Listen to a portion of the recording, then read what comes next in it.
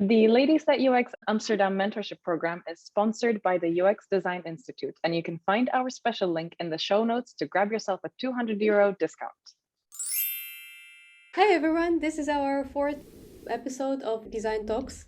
Welcome, and today we're going to discuss portfolio review topic. My name is Daria, and I'm one of the organizers of Ladies at UX Amsterdam.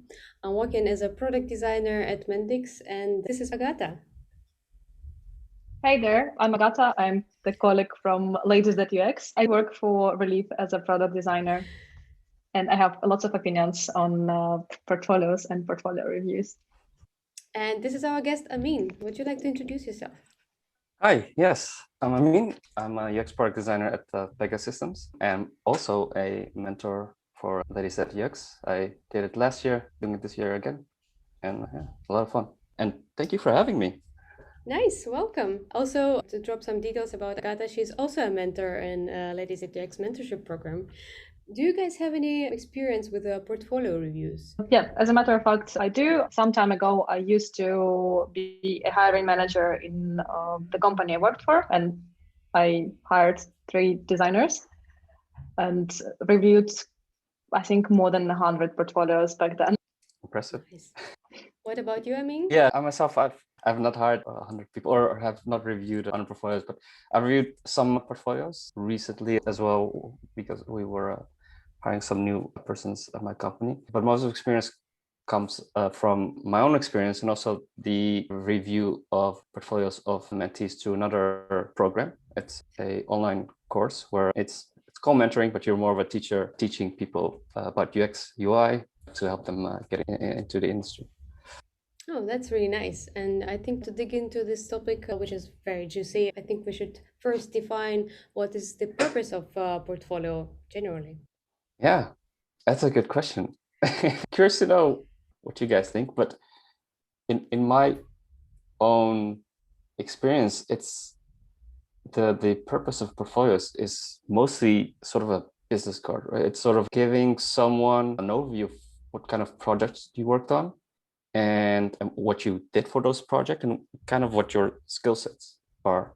And it's supposed, or at least in my experience, has always been the first step to an interview. So it's not a full, overview of what you did, a full story, but sort of a first introduction to what you did. So you can elaborate on it during an interview. But I bet there's other opinions out there. That actually makes a lot of sense. And what do you think, Agata? Yeah, I think portfolio is a conversation starter, but it also, made to save your time and the time of a person who is reviewing it in order to understand, will you be a match or not?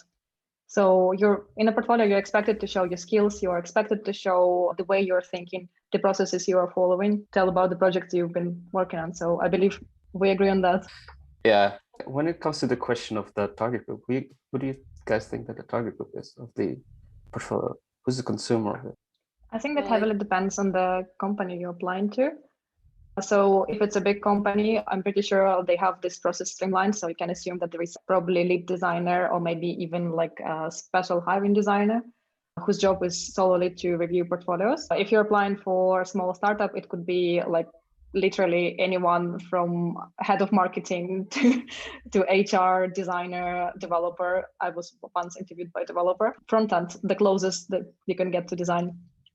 It could be a manager. That really depends. So what you're saying, Agata, it means that it's nice to research where you're applying and maybe customize your portfolio for certain needs in certain companies. Yes and no. So I think it is wise to research where you're applying. Indeed, I would advise to do so to everyone. But yeah, like that really depends the format you're using for that. So if you're using online portfolio, it will be rather hard to run several versions of the website and send specific links to specific people. But if you're sending out the PDF or a Keynote file, then probably, yes, you can do that. It's like with the cover letter, I guess, you're just like customizing it for different companies. What do you think, Amine? Yeah, no, I like you, have also once been interviewed by developers only when I started the company because the previous designer was I don't know if he left or let go, but either way, there was no designer there. But I've also been interviewed by large companies, and in both cases, I found that the main consumer is the design manager or fellow designers. So I've never found myself talking about my portfolio with people from HR or a specific person. You know that the person that, or at least in my experience, I always know that the person that's going to look at my portfolio is someone with a design background who knows what I'm talking about. So I don't need to explain certain concepts. I can just talk about them. That's also how I set up my portfolio, to speak to a fellow designer. That makes sense. Yeah, because this has implications, or at least I believe that has implications to how you design your portfolio, right? Because we're designers, we're UX designers, right? So we always keep our target group in mind when we create something. So do you believe that when you make it for a wider audience, so if you're not sure about it only being designers, would you be more general in your language or what you present in your portfolio? Yeah, absolutely. I think also, like, as UX designers, we have to keep in mind that there is like no single target group usually, and you have like diverse segments within. I would advise to use indeed simple language, because sometimes I also found myself talking about things that, well, you always think that everything is obvious, but nothing is. Mm-hmm. And some terms that you're referring to, some designers might not understand, not because they have less experience than you or they're less educated than you, but maybe because they call things differently. So that's why I believe it is important to maybe run it with someone else and ask your designer friends to read it through and give their opinion as well, if it's clear. Yeah, good point.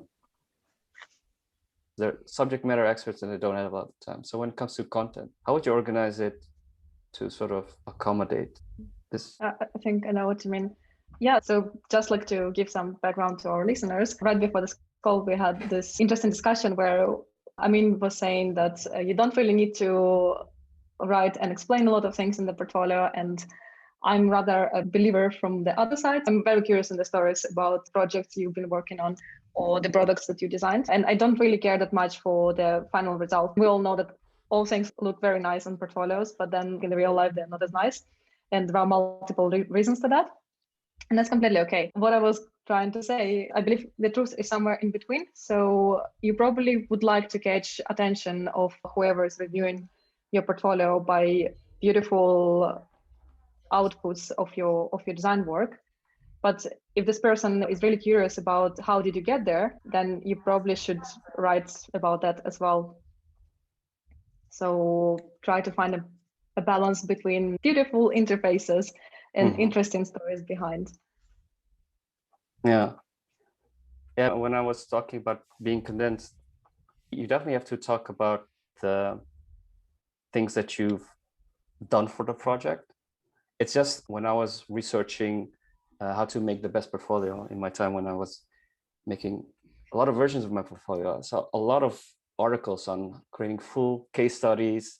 And that's, by the way, also the advice of this online university that I'm mentoring at, where they advise you to put the full case study there. But what I found is that people don't have time to read it, right? It's nice to have a full thing, but if you have 4 case studies that last 20 minutes, you have to go through all of them.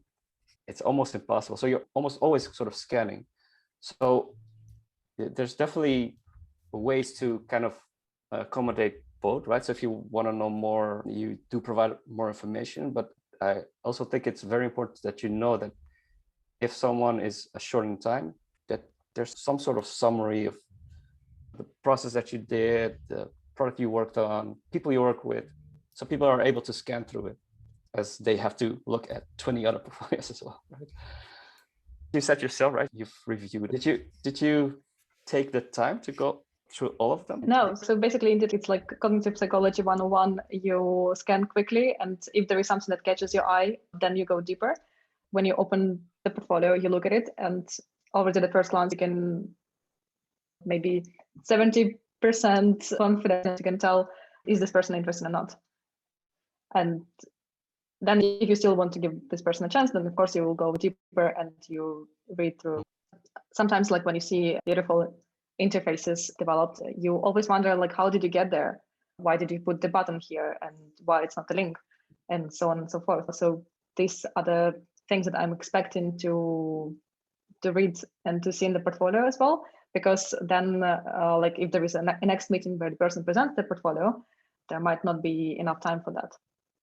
So they seem pretty detailed to me, but those type of questions would be things that come up when you're scanning through these two portfolios. I think what Agata is referring to is more like what was your system thinking behind those designs. So then me personally, I don't have that much experience with in exactly portfolio reviews, but when I was participating in interviews as an interviewer, I had an impression that it's less important what was the end result, but how did you get there? What was your thinking process and how open you are for collaboration and sharing those ideas out and with the other team to bring everybody on board. So I think that's the gist. Yeah, that's definitely important, and that's something that I also mentioned, for example, in my own portfolio. But the way I structure it is to kind of put it in one page, right? So the general process, philosophy, things that I think are important within a design process, instead of having them in every page, because I just imagine that could be the summary of your overall, approach to UX. And yes, there are differences between projects. I wonder, and maybe you guys can give your opinion on that, but I wonder how important that is, right? These tiny differences between different projects. Like, does it really matter, or is it more important to just know your overall structure and philosophy, or your overall approach to UX design?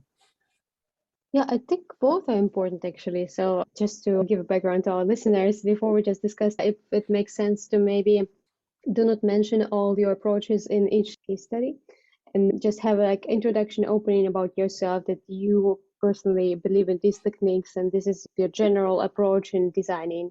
So then it will save up some space to case studies and also tell a little bit about yourself as a designer. What kind of designer are you? What do you prefer? What do you do? So in that sense, I think it makes a lot of sense. I a bit disagree here as well. Maybe it's just me who had like several different projects that are quite different from each other. And that's also something that I advise to show in portfolio, because it doesn't really make sense to show projects that are similar, because you will have the same approach and you will probably have the same learnings. But as a designer, you would select different research techniques to validate different ideas, depending on which data you already have, what kind of project you're working on. So for instance, for the B2B project, you wouldn't go outside on the street and like start doing guerrilla testing, because no one probably would understand there. And if you have like 70 users in a B2B project, you probably also wouldn't start doing A/B testing, because you will spend years gathering all the data. On the contrary, when you have like a B2C project with like lots of people going to your website or your application, but you don't really have their credentials, you would probably consider doing A/B testing, but you wouldn't do the survey because you don't have emails, and so on and so forth. So it really heavily depends. And that's why I believe it's so interesting to see in the projects, in the portfolio, how did you get there and how crafty you were to get the data that helps you to navigate to your design decision. Yeah, makes sense. Also, something you mentioned before, that you don't really look at resumes, which is great, right? It's awesome, because in my own experience, I've always felt I was never considered, just purely based on the amount of experience. And even recently, with the person we are looking into hiring right now, we dismissed all the people that didn't have the X amount of experience that we were looking for. It was a hard cut. There's not even any interest in the portfolio if the resume doesn't meet a certain requirement. And that's been sort of the harsh truth I've experienced. How about you guys? How do you sort of approach the hiring process? Do you actually look beyond the resume, beyond the years of experience, or does that still play a role? Yeah, for me, it really doesn't. Like, I mean, you can tell by portfolio usually like if the person is senior enough or not. And sometimes you can like make a guess and then double check with the CV, and probably you will be right in most of the cases. I don't really look into years served, so that's nice. But I know like some big companies, they use the special software that actually because they have such a huge amount of applications. It just like filters CVs by keywords or by numbers, which are basically years of experience and so on. This is really creepy in a sense. Yeah, I was talking about that recently with a friend of mine, and he mentioned that we should actually be sort of a search engine optimization experts because of this, which is, it's kind of true if you think about it, right? So if the software is just scanning our portfolios and just looking for keywords and filtering people out. I actually myself, before I got hired at my current company, I was apparently part of the hundreds of people that were being filtered out. So they also had all these criteria put in software. And my design manager, he actually mentioned they were only getting like one resume or one name every month. And he was like, what the hell is happening? Is no one interested in this job? And then they told the HR like, hey, what's happening? And they said, yeah, I mean, no one actually meets the requirements you put in. And then they said, oh, okay, but people are actually applying. Yes. Oh, but just send us everything. We'll look at it. Like, this is crazy. So they end up looking at all the stuff, all the people that are applied, and then they reach out to me again. And this was actually like 5-6 months later. So that's the downside of having that type of software, of course. I mean, you don't want to be just part of a number, but like I said, in my personal experience, that's how, especially when you're starting out, right? Like there's a lot of designers out there that are starting out, and at least the harsh reality I had to face was, if I didn't have that 1 year of the 2-year experience with my 0 years of experience, it didn't matter how cute my cover letter was or how much I begged or whatever. It just wouldn't happen, which sucks, of course, right? Because a lot of times you do have more to offer. Okay. So just to summarize, it's not that the years of experience actually matter. It's more like your skill, which you can represent in your portfolio, which is the most important one. If I'm just starting as a UX designer, how many case studies should I show or should I demonstrate? Like, is it 3? Is it 10? Should I go for amount to impress that I'm very diverse? What do you think? I would say there is a minimum max, because you don't want to have too much, but also not too little. I would say like the minimum might be 3, but this is an arbitrary number. But it does, like 3 different projects would show some diversity and consistency in what you did, right? It's both sides, but I also wouldn't put like more than, I don't know, like 8 projects, but you could even go for less. Like there's 2 sides to it, right? So if you have more projects, it also opens you up to more criticism, right? And the other hand, chance that all the stuff that you worked on is going to be relevant, right, for what you're going to apply to. So it's best to curate the amount of projects you have and make sure that they are all good projects and represent how good your skills are. Probably 3 to 5. I think that's more than enough. It doesn't really make sense to like put there 10, 12. I feel like when you go for the quantity, usually the quality, what is being sacrificed most of the times. So yeah, just my advice would be just like make it 3, but make it really good. Mm-hmm. Yeah, and it's definitely fine also to like remove an older project that isn't on par anymore with your new projects. That's fine to just be like, let me get rid of this. It doesn't represent me anymore. So you keep your own portfolio current and up to date. Yeah, that makes sense. And what if I'm just starting, so I don't have any experience at all? How would I build my portfolio then? Good question. Yeah. Yeah, because without a portfolio, nobody will even consider me as a designer, right? I know. So that's something I need to persuade people to actually believe in me.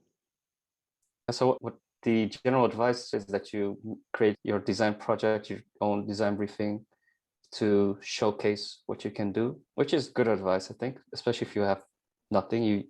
It's better to have some project to showcase your skills than nothing. Correct me if I'm wrong, but I do feel that they won't sort of weigh against like the years of experience, right? Because it is a project, but it's not a project in an actual working environment where you had to deal with different stakeholders, where you actually had deadlines, where you had a lot of different factors to deal with than just sitting on your own and creating your own design. So it's definitely good to do, but also, make sure you understand what value it has and how it weighs against your other projects. So once you actually accumulate working experience, definitely get rid of all the stuff that wasn't made in a working environment, because it definitely doesn't have the same weight value, in my opinion.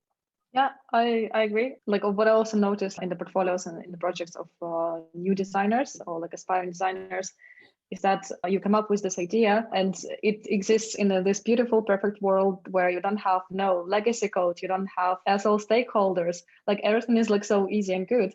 This is why years of experience sometimes are important, because we really want to see that you saw some shit and you know how to deal with it, and like you will find your way through. Another thing I would advise not to do is to redesign famous websites, like redesigning Marktplatz, for instance, because it's so ugly in your opinion. That also doesn't really add much value, I would say, because you don't really have any data and you just operate on your, well, subjective taste of aesthetics. But I would advise if you still want to do something for Marktplatz, maybe like consider developing a feature and then trying to actually use their style guides and trying to keep in mind their audience. And what is easy about that is that you can actually do research with people who you know and probably are using the service, so you can talk about their struggles and what they're happy with. Just don't forget to mention that you're not affiliated with the service. Yeah, well, that's a pretty good idea. Yeah. I haven't studied UX design in the university. Oh I my myself, God. I did go to art school though, but yeah, it was art photography, so not so much UX. Oh well. But then I was struggling when I was just starting. I was reading all those nice books that how all your features should be based on data, how to start out with that and be very data driven and also look at the roadmap. But when you want to build a project for yourself from the scratch, you don't have any data input, so then you have to do some assumptions somewhere and then do some mock testing, maybe with your family, maybe with your friends. Like how much trustful would that be, or compelling would be that for you guys as a portfolio reviewers? But at least if it shows that you understand the process and the value of all these different steps in the process to be translated into the end product, that will definitely be very valuable, right? So it's definitely good if you show that you approach UX not as, I made this because I like it. No, you approach it as a science, and there's an actual process to it, and you have reasoning for your decision making. In that sense, it definitely does distinguish you from other people. Sure. Just to add on that, I think like the awareness about that you're navigating basically blind and you build your design on assumptions is really important. That's also something that I've seen, that like people are just doing these projects from nothing and they're like, here, I made it. This is how it's gonna work and look. And you're like, oh, nice. Great job. Thank you. All right. And then there's one related question to this topic, which we receive a lot. So then assume I'm a graphic designer and I want to become a UXer. Like, shall I just remove from my portfolio all my graphic design projects and then focus only on UX, or shall I try to combine it somehow? What do you think? What do you think, Agatha? Yeah, I think, well, like if you have an online portfolio, so you can put that into a separate tab, but I would advise to remove it indeed, because it's nice to know that you have some graphic design experience or photography experience or illustration experience, whatever experience you have, but it's not relevant because indeed like portfolio has a purpose to showcase your skills in certain area. And if you're not applying for graphic design position, all your graphic design works are irrelevant in this case. Yeah, and to add to that, I agree with you. And to add to that, you also don't want to run into the risk of being labeled, right? Because that's what quickly happens. If you have graphic, or let me put it this way, if you have stuff that's not UX design, you might be labeled as being more that type of person or more inclined to only look at the visual side of things or whatever. So you definitely want to avert that risk of that happening. So it's definitely good to keep it focused on what you're applying for. So if that's UX design, it should only contain UX design projects. Definitely. Yeah.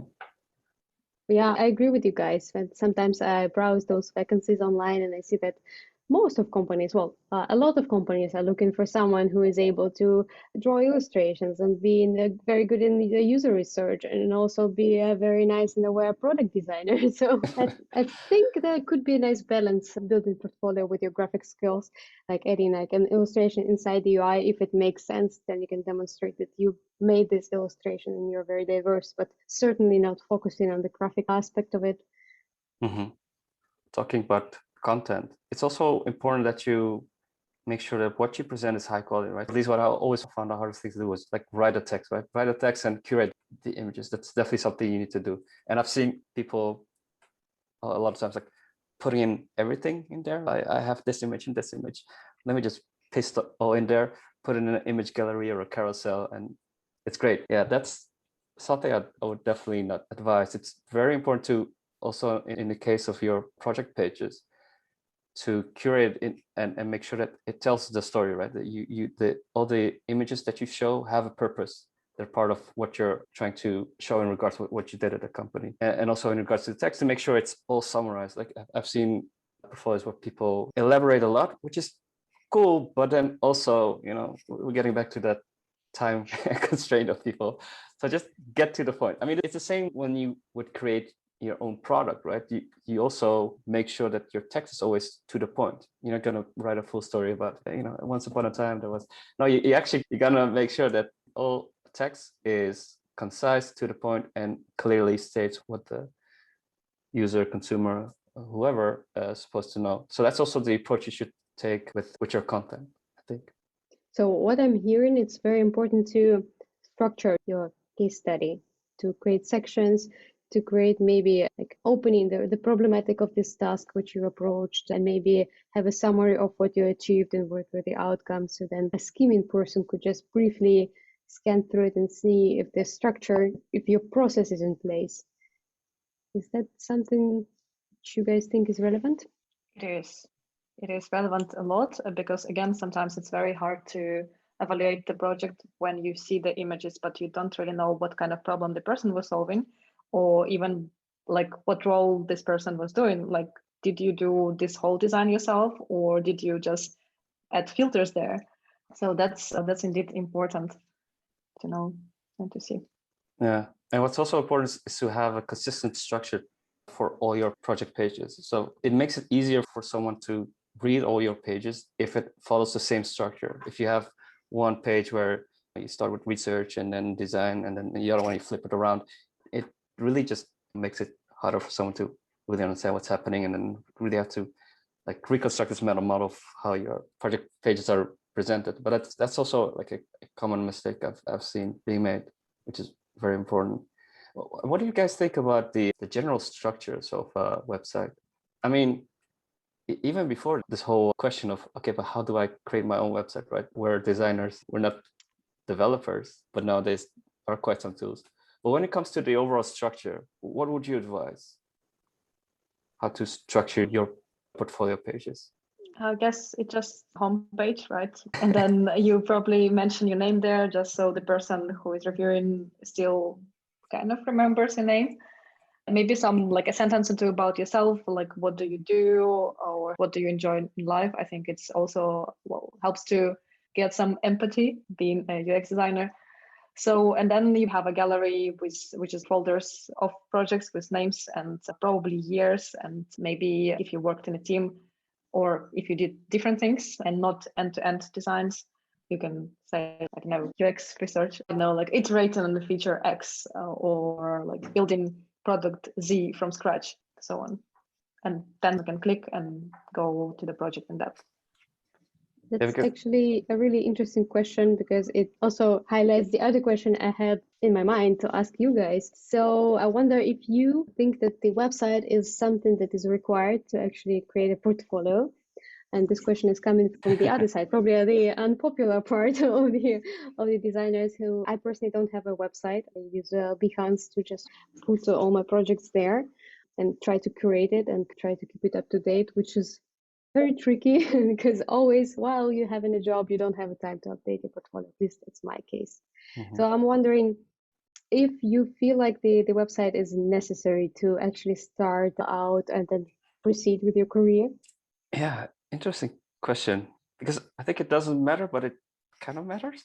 The thing is that when you put your stuff in Behance, for example, or Dribble or whatever, you don't have control on how you present things, right? So what's another sort of element to your portfolio, which is tough to add, but I do think it's also important, is what Agata also touched upon before, is the personalization, right? It's who you are. And that's something you have less control over, right? In Behance and these other platforms. But your portfolio is basically an example of your UX skills.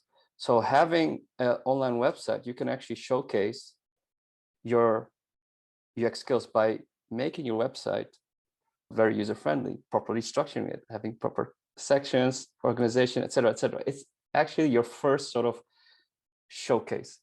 And it's something you wouldn't be able to communicate through Behance, because then you only have your product. Behance has its own experience. That's something you didn't create. And on the other hand, right, you wouldn't be able to really personalize it, add colors or illustrations or whatever in a way that shows who you are as a person or communicates who you are as a designer, which could really add to distinguish you from all the other designers, right? Because that's, of course, also plays a role. It's not just about you. There's also all these competitors that try to get your job. I personally find Behance a bit intimidating in this sense. I don't have my portfolio on Behance anymore, like since 3 years, 4 years. There are always like all these extremely talented designers who I think they have like no personal life and they don't sleep, they don't eat, they just like make these beautiful, slick portfolios. I cannot, I cannot watch it. So I decided to move my portfolio somewhere else where I will be the only star to shine. But jokes aside, I think with like places like Behance and Dribble, like you always have to be careful with like not getting into trap of trends, because you see that on Behance and on Dribble, people tend to showcase the projects in a similar way. So like the other day I had a talk with a former classmate of mine from the art school, and she's also hiring designers, and she presented like to her junior designer like a presentation for Behance she did, and the junior designer was like, oh my god, no one does it anymore, it's so way out of trend now. So she had to redesign her Behance presentation in order to get with the trends. Because again, your target audience on Behance, talking about target audiences, is not the person who looks at your portfolio or like your potential hiring manager, but rather like other designers. And there is like this horrible thing of people liking your portfolios, which is also like, I mean, what to do if you're not popular enough and you have like only 5 likes? Will the amount of 5 likes bias your potential hiring manager that your portfolio or your project that you're showcasing isn't good enough? So that's why I'm a big fan of things like Webflow, Squarespace. There are like so many tools now, and they all have already pre-made templates that you can just use and upload your text and images, and that's good. Also, you, Amine, mentioned that it's your time to showcase your UX skills. I had once a job application where the person was really proud of building the website himself. Probably that's not very ethical to laugh, but it was completely unusable. It had like 0 navigation, and that person who was building the website haven't considered information architecture at all. So then you just find yourself clicking on things for 5 minutes trying to get back or trying to get forward. So if you build your portfolio, please make sure that someone else can test it and find their way to places, and indeed approach it as your UX project. Yeah, that's definitely the downside. If you're not confident enough in your own UX skills, then don't do it. But it could be potentially your first sort of impression of how good your skills are as a UX designer. But there's definitely all these new platforms that you talked about. They do make it a lot easier. Like I've built my portfolio on WordPress and required way more work and knowing CSS and whatnot. I mean, it was fun to learn that stuff, but on the other hand, it would also be fun to just, have a simple interface that allow me to just put my portfolio together. But yeah, in the end, it's more important definitely that you have your structure right, because even if you have a good template, people can still butcher it, right, by adding stuff that doesn't need to be there or whatever. So yeah, like you said, definitely make sure that you have other people look at it and things are clear, simple, and readable. Okay, got it. And then would you also have an opinion about PDF portfolios? Yeah, I think they're fine, right? But I wonder, would you value an online portfolio over a PDF portfolio, because in the end they're the same. However, like an online portfolio, it just does add a bit of experience, and like I said, it also could showcase your skills potentially.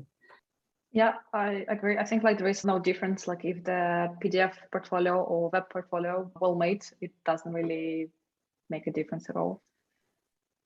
But talking about portfolios, downside of reviewing so many portfolios, once I received a portfolio, actually I think several times, which was on Google Drive, and that was just a folder with images, and they had no names, they had numbers. It was just like 1, 2, 3, 4, 5 images, like screenshots. Yeah, a friend of mine who've also done quite some hiring, he mentioned that like 80% of the people that apply, they have terrible portfolios or don't even have a portfolio. So just having a portfolio puts you ahead of the line from the curves. Is that also something you guys found in your experience? Yeah, I saw portfolios on Instagram. Like literally there was a link to Instagram. Having a decent portfolio, like I don't even ask for like extremely good portfolio or awarded design, like awarded Behance project, just like something decent. Mm-hmm. Yeah, that's the whole point. Having something so someone can get an idea what you've worked on and what your approach is. And just having something that's properly structured. It's not even like super sexy or super extended. It's already good enough. And that's also something that I think a lot of people should keep in mind. It's good enough to just start with version 1, where you at least have proper structure and content of whatever you have, even if it's a PDF or online. And then later on, you can add to it. You can think about, how can I put more flavor to it? How can I stand out more? I do believe that at some point it's going to play a part, right? The other one looks better. Just in that way, it leaves a better impression. I mean, that's how we work, right? Why we do what we do. So it's also then at some point good to look at that, but don't look at the final product right away, or as in the ideal sort of portfolio. I did it a lot where I was looking at like other portfolio websites and agency websites. I was like, oh my God, this is so cool. This animation, this thing. I would love to add it. And then I would like try to find information about how to implement it. And then I found out I was not a developer and I couldn't do any of it. So I just had to tone myself down. But it's good, right? So just start simple, and then you can extend your portfolio as you go. I mean, you can already start applying with something that's simple but well structured. And then you can still keep developing your portfolio along the way. I also at some point in time was adding animations to my portfolio, and I failed miserably after wasting like several days on that. Never again. It's never ending story trying to catch up with all those design agencies. It's also awesome. like the amount of designers, their working hours they spent on it. Yeah, and sometimes they have like a developer friend who made their awesome portfolio. So you're looking at like a UX portfolio that looks amazing, and you're like super jealous, right? It's an unfair advantage. You're like, man, I don't have friends, so what do I do now? Yeah, That's tough. so true. Mm-hmm. I know that in some agencies there is a dedicated person that creates like all the showcase case studies and also applies to all these design competitions. So if that makes you feel any better about your 5 likes on Behance, yeah, like no, there is a special person whose job is solely to create these things. Yeah, imagine. Looks amazing. I think we're ready to discover more details about how to showcase your portfolio during the interview process. What do you guys think? How should I present it? What projects to show? What to highlight? Do you have any thoughts? It depends, right? If you have most of your content already in your portfolio, I mean, you can basically take people through that story, but definitely don't go into all the details. Make sure that you highlight the things that are interesting or interesting and relevant for that interview, right? So maybe you've done B2B research and it's relevant for the company when you then make sure that you highlight it there. But if you don't have it on your website, right, you can also just have your design files ready as well. You can do basically the same thing, right? Where you go through the research and designs and you explain things, but just make sure that you don't go into details because it's going to take too long. You can highlight specific things and just make sure that people get the full sort of end-to-end overview of things, and then leave time open for questions and to discuss things, because people definitely have questions and will have follow-up inquiries about what you've done. I think it's a very valid point about the time boxing. So I think maybe it makes sense to rehearse a bit before the interview and try to see how much time does it take you to tell the story, and then make it compact, because I notice now a lot during me being an interviewer that sometimes people go too much into detail and then my mind drifts. So it's really hard to stay focused out, because it's another meeting in the line of other meetings during your working hours. So then it's a bit tricky to stay focused. So if it's condensed, if you highlight the interesting points, and it also can be a time frame of 5 to 8 minutes per case study, I think that's something to keep in mind. Yeah, I agree. I would say that making a separate presentation with your selected projects definitely help. It's like a really great exercise for you to put your thoughts in a very concise way. And of course, probably it's wise to ask upfront how much time you are expected to talk about projects and how many projects would I like to see. I think from my experience, it's usually like no more than 2, and you have like one big interesting project and another one which is still interesting but not as big. Try to not put all the text on the slides because no one reads the slides. I think that's a perfect place to like put all the beautiful images or animations that you might have created, and that's basically it. And just to revive our previous point we made earlier, that maybe it makes sense to have one project and then the second one could be different from the first one. So then you can highlight different sides of your talent. As long as they're also relevant to wherever you're applying. Like if it's an e-commerce company, they might be less interested in your platform that you made or whatever. Because I do feel that in the end, people are very much focused on what's relevant to them, right? Like, okay, but how are you adding value to us? And if it's something that's way too far from their own realm, then they might feel disconnected to it and not really be able to translate it to how that will add value to their company.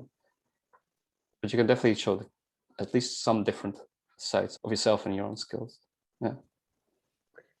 All right. So we just covered how to present your portfolio during an interview.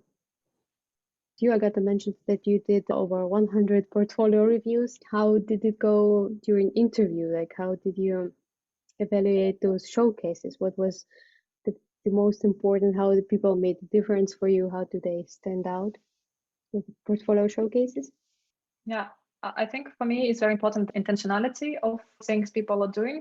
Of course, like as any designer, like I really like aesthetically pleasing projects, but I don't care as much for the design output because again, you can have like different constraints, and again, you might work at marked plots, for instance, where design would be, let's say, not as appealing. But the stories you have, I'm pretty sure they are super interesting. So yeah, I guess to summarize on that, I'm really curious to learn why you did things the way you did. What were the constraints? What was the problem? And how did you get there? Right. All right. Do you have any additions to that? You definitely take notice to what people focus on, right? In the end, it's the way they explain how they collaborated, how they approach the process. That's most important. And it's always interesting to also understand what they achieved. That's something that is sometimes emphasized, that there's a difference between talking about what you did and what you actually achieved, right? That's also something what you should distinguish in your resume and probably also try to do in your portfolio as well. That's definitely something during those conversations that would also focus on. What value did it actually add to the company? And did you have any extra initiatives? Because it's one thing for people to just do their job, but it's another thing for them to look beyond their job and also look at what else they could improve as a UX designer when they're working somewhere. Yeah, that makes sense. And then compared to interview portfolio review, how would you approach it with your mentee? So you both are mentors, and I wonder, what is your normal process with a mentee? How do you go through a mentee's portfolio? How do you give feedback? Is there a normal process? I recently had like 2 cases that were quite different, where the mentee that you guys matched me with asked me to work on a portfolio through the fast track as well, right? So because of this fast track connotation, I just wrote a review that we would then work through. it's something that's planned for later tonight. But in any case, for example, with that online UX Academy, there were people building stuff from scratch, right? So then there wasn't something to review, right? So in that case, you give your 2 cents about what proper structure is, etc. And then it's like a normal design process where you basically have iterations of looking at things and highlight certain things that could be better, or phrasing things differently. But it's definitely start from the top structure and then moving more into like detail to get there. I honestly also never had any issues with the way things are communicated. Most of the time, if you're two nice people, it's fine. Like you can be direct or indirect. It doesn't really matter. I mean, but what's important that in the end that they get the help they need, right, and the information they need. So usually, I also didn't really have that much problems with portfolio reviews with the mentees. The only thing I usually ask, because I really believe it's a great exercise, is just like ask yourself why you did what you did. So you have your design. How did you get there? Why it even exists? So, and then try to explain that in your delivery, like iterations or other things that you considered, add them too. Sometimes I give comments on the visual part of the portfolio, like some fonts are being used or like several font families are being used, and I'm very sensitive to that. Then I just like advise to maybe decrease amount of font families, or ask yourself again, why do you feel the need to add them all there? Yeah, that's exactly what I was wondering, what I was curious about, how to, focus on the portfolio and portfolio structure and not be engaged with the content that much. So not give opinions on the actual projects that the junior designer wants to communicate. So I was wondering, how do you go about it? Do you just look on the portfolio, or you also give feedback to the design was made as in the case study? That depends on what kind of feedback I'm asked to give. So if someone wants my feedback on the project, I'll give that feedback. And if someone wants to get some feedback on the overall portfolio, then you're in for a treat. Expect to see lots of messages from me. If we are building portfolio from scratch, indeed, I suggest the structure, which would also help you as a person who is doing portfolio to build it, because literally building things without structure is more complicated than having this one cheap sheet of things that you have to add. It just saves so much time. Yeah. And the thing that most of the times still comes up when you're going through that portfolio is certain images or text or font or these small things, right? That was in the details. These things still have to be mentioned, but it's not where you actually start. But you do still want to help them understand what the function is of certain things and how it reflects on you as a designer. So one of the things I saw recently was also someone having their takeaways, their reflections in a portfolio page. And actually, I'm very curious to what you guys think, but I actually advise to remove that, right? Because it doesn't make you look as a professional. If you're showing your learnings or your takeaways as a person, as a student, not as a designer that says like, okay, these are the things that should be improved, but like I enjoyed this or I didn't. Do you guys think that has a place in a portfolio? I think that depends on the kind of takeaways. Like personally, really big fan of like retrospectives. All my experience is working in startups where like projects are never done and you just like keep iterating on things. So basically when one iteration is shipped, like after like a month after, you already get some learnings on how did it perform, what was missing, what was good. Of course, you cannot constantly update your portfolio, like adding yet another iteration. So you can add your learnings from there. So like if you perform some kind of research during a project, then I'm pretty sure you will get some interesting insights about how people that you interviewed perceive certain things or how they use certain UI elements. Like once I saw a person who was using the drop down on a web with not with the mouse, but with the arrows on a keyboard. And the drop down had like more than 10 items inside, and he was just like trying to find the item that was in the end of the list. It was extremely painful to watch. That basically gave me an insight that confirmed the statement that thinking that everything is obvious and people would use your products as you intend them to use is a very silly thing in this sense. Well, it's unfortunately, but I like insights on the learnings. Yeah. I think it's a very essential part of our job as well. Oh, definitely. I agree. That's the professional, as in the takeaways regarding the actual product you work on, right? There's that one which you could definitely leave in, but there's also another one where people reflect on how they liked doing the project, or they learned a new tool, or that's a very personal sort of reflection.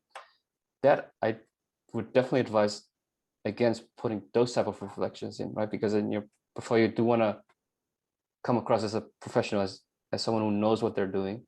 Doubting yourself, of course, we all doubt ourselves. We have plenty of insecurities, etc., etc. But that's another conversation. But I mean, when you're presenting your project, I don't think you want to add that part to who you are, right? That's something you could talk about in another setting, but if you add that to your portfolio, it might come across as being someone who's not secure about their own skills or whatever. Yeah, I'm thinking it's really particular certain reflections, because personally I would like that, in a sense, if we're hiring a junior or even a media designer who basically tried out maybe some more graphic focused project with using some illustrations, and then explain that I tried it out just to learn, I don't know, Adobe Illustrator, and then I didn't like it, but I really enjoyed my UX part and feel confident in that. So then brings me an option that this person is curious to learn new things. They're open to share something that they failed at, and then they recognized it, and they moved on. So they're like still willing to learn, and they are open to discovery. I assume they would be able to tell me that certain things they don't know, and then they won't be anxious of recognizing that and sharing that, which is something I really value. That indeed, if there is something like really anxious, that it was a lot of stress for me to deliver this project, I don't think it's great, and everybody just dislikes it, then probably it's not the best reflection. But then if there is something that you explain, that I did this project to learn Figma and it worked really well for me, or maybe it didn't, and I felt like I'm more a sketch person, that could also be a good feedback. It doesn't change much. Why would you be not hired because you like sketch more, but you still are able to operate in Figma? What do you think? I think I have two thoughts on that. First of all, there is probably no single person who knows what they're doing for sure. I think it's okay, and that's something that we all have to embrace and now talk about that and not be afraid to be vulnerable. I really feel like there should be that much pride or focus on the tools that you're using, but maybe again, it's a different story when you're just starting out. But I think if you know Sketch or if you know Figma, it's really nice, but that's like a bare minimum that you have to know anyways. So yeah, that's just my two cents there. What about contact page? That's also an interesting thing I've seen in a lot of portfolios, where people have a full contact page or something. And it does make sense if you're, for example, a freelancer, right? You really want that to be your call to action, like, hey, contact me if you want to collaborate, or if you want me to do a project for you. But do you think that also has a place when you're not interested in freelancing and you just want to work in-house?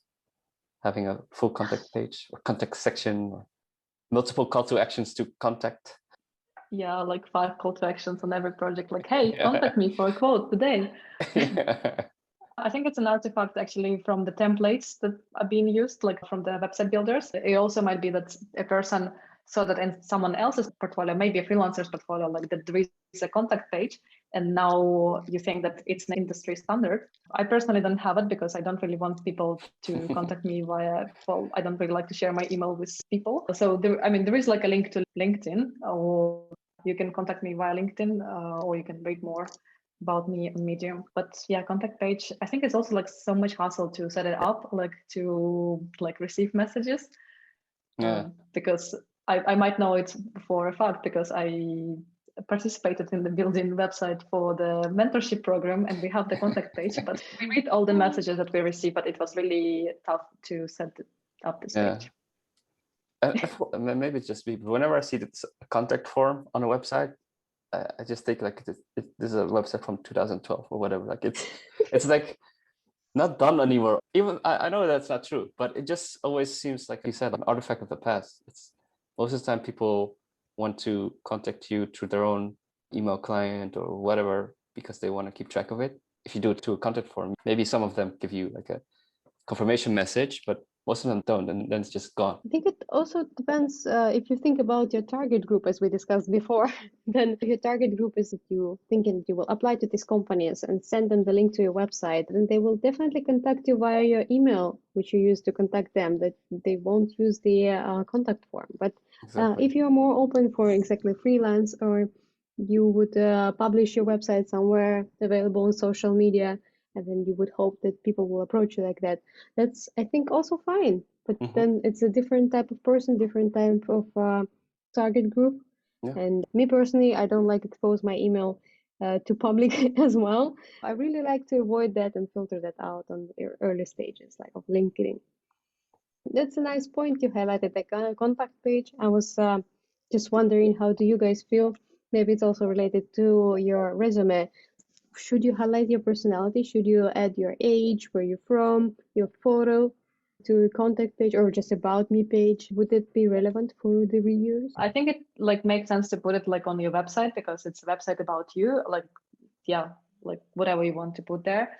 It probably doesn't really make sense to share all this information in the CV, because I think it might bias someone, like your picture, or I don't know, you might look like someone, I don't know, someone's ex or a horrible colleague from a past. And then That's a very specific example. no, I haven't experienced that myself. But yeah, I mean, like, that might happen. I know that in States you're not allowed to put your picture on your CV, because again, you might be a victim. You might complain because of the discrimination based on your gender or the color of your skin. They advise not to put it there. I think it's also kind of unnecessary to put it. Yeah, I heard two opinions about that. Like, if you add your photo to your CV, it makes more personal contact, so people already in favor of you because you look nice. They feel this personal touch and connection, and it's less faceless as you would be. Like, no photo, no age, no background. They're just my skills. I use Sketch and Figma, and I have 10 years of experience. True. But then they can go to LinkedIn and see everything about you there and the picture of you. Also very true. But that's definitely no, but both sides are true, right? That's the initial. But I actually have the same idea about this. Like, when it comes to how I look, I have a picture on my website, but also on LinkedIn. If you're really interested in how I look, at the stage of the resume, then you can go there, right? But most of the time it shouldn't be that interesting, and most of the time they're just looking at your years of experience and whatnot. So in general, I don't think it's necessary, and in the worst case, it could work against you, right? Maybe someone puts a picture there that makes them look grumpy or whatever and not approachable, and then you just lost yourself in an invitation to an interview. So I don't know. Although that picture could also be in LinkedIn, you're still screwed. But Good feedback, guys. We're slowly wrapping up, and I have just a few last questions to ask you guys. Do you have any fun stories from your interviews, experiences, and do you want to share something? Once I was also interviewed to a company, and that was showing my portfolio. And at some point, one of the people who were interviewing me, he started to argue with me, but like about my design decisions, but not like, have you considered doing this? And he was like, I don't like it. I would like a different solution. That was so weird. And I was a very junior designer back then. And I just was like, yeah, sure. It's already my portfolio and the project was already developed. yeah. How about you, Daria? Do you have any funny stories? Well, it's not really funny, but I would say it's interesting. When I was just getting started, I really wanted to work at this startup, which I heard about, which was in the same building with another startup I was working for. So basically, I wanted to switch jobs, and then I really liked them. And what I did, I didn't have a rich portfolio yet because it was just an internship. So I just designed a new feature, which I thought would be great for their application. And then I asked my developer from that company to send a screenshot to their developer because they were friends. And so then that developer shared the screenshot with the CEO, and then I was invited for an interview. So take away from this story there. And if you really want something, just go and try all the ways to be spotted, to be found. Wow. What did your former company then think about that? They felt betrayed or not? That was an internship. I was not even paid. They also didn't offer you anything to extension. Okay. Well, they offered me extension for like €0. And I said, no, thank you. Yeah, that's tough. To close up, I want to find out if you have some last tips, the best practices, or like definitely no-goes in your portfolio? Like what would definitely drive you away from certain things in the portfolio you consider to be higher for your company? I mean, just it's really like basic UX stuff. Just make sure you have that covered, right? So aligning things properly, having consistent headers, consistent menus. Just make sure that all the basic stuff is covered. The content is clear and properly phrased. You don't have typos. Images are clear, because you easily get distracted by it, right? If you just see something that's off, and you always wonder, so you're a UX designer, but you didn't spot this. What does that say about your qualities, right? And you don't want to have that question to even come up in someone's mind. So just make sure you cover your basic UX basis, basically. Agata, what would be yours most avoided things on the portfolio?